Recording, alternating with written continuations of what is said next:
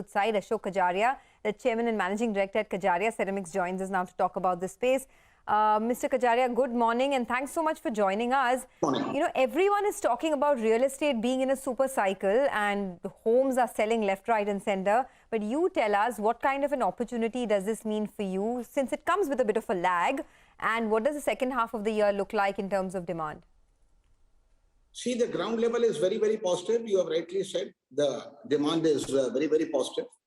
And in the first 6 months, we did very well because last year's pandemic, if you see. But we have already said that next 6 months, we are looking at a 15% plus volume growth for Kajaria. And the revenue growth will be as high as 22 to 25%. Because as you might be aware, gas prices have gone through the roof in the last 2 months plus. It started on 24th of August at Morbi, and on 1st of November, the price went up from 36 rupees to 63 rupees, which was a very steep increase. But fortunately, the prices of the products have been increased this time, and the market has been able to absorb those prices. So looking at the scenario, it's looking very positive right now. Ground level is very positive. Okay. Good morning, Mr. Kajaria. Can you give us an idea of how business will grow? You guided for volumes, I think 20% revenue growth and a volume growth of 15%. Is there a downside risk to it or even an upside risk? See, right now, these numbers, we are positive. October has been very positive. We are looking at a scenario where we will be definitely able to achieve. But going forward, if the demand is good, positive, I think we may even do better. But right now, let's leave at these numbers at this time.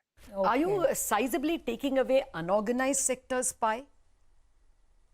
Definitely. I think not only Kajaria, every organized sector has been taking away market share of the unorganized for a simple reason that GST, which came into play from 1st of July 2017, is taking its shape now for the last 2 years.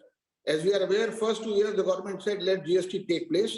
Now, last 2 years, they have tightened up their belts. And as a result, organized people are taking the market share of the unorganized players at Morbi.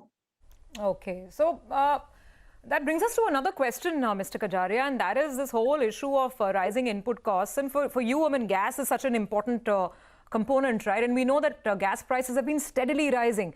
All the gas distributors have been, bringing about price hikes as well. So what is the sense from here on? Will that eat into margin, or can you keep taking commensurate price hikes? See, first time it has happened that there is a vast difference between the prices which we are paying in North and what the Morbi prices have happened. Normally, there used to be a difference of 2 rupees, maximum of 2 to 3 rupees. This time, our North prices of gas is about 39 to 41 rupees on an average, and gas prices at Morbi are 63 rupees. This has never happened in the last 15 years.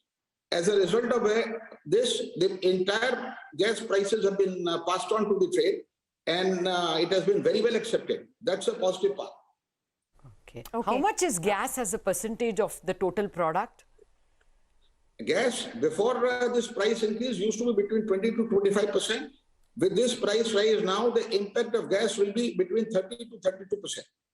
Said the whole sort of pressure has been passed on. So what can you guide on margins? Because in the second quarter, there was a year-on-year dip from 20% plus. Your margins came down to 18.5% year-on-year. So what should we be prepared for the second half of the year? See, second quarter, the margin, as you rightly said, was about 18.5%. For the next 6 months, we are looking at 18% plus, because we are also looking to grow in volume, 15% plus, take some market share of the unorganized sector. So I think safely you should say 18% plus will be the EBITDA margin for the second half. That's on the EBITDA margin. On the top line, you have guided for a volume growth of 15% for FY22. You think there's a possibility to beat that guidance on the upside purely because of demand trends? And what about FY23? Any early thoughts? See, two things. One, we have said that next 6 months we'll have a volume growth of plus 15%. Now, revenue growth will be close to 22-23% because of the price hike. And we have also said that next year we will also grow at 15% plus in volume terms.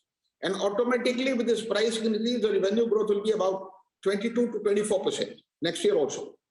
Okay, 22 to 24%. Okay, can you just give us quickly about sanitary ware?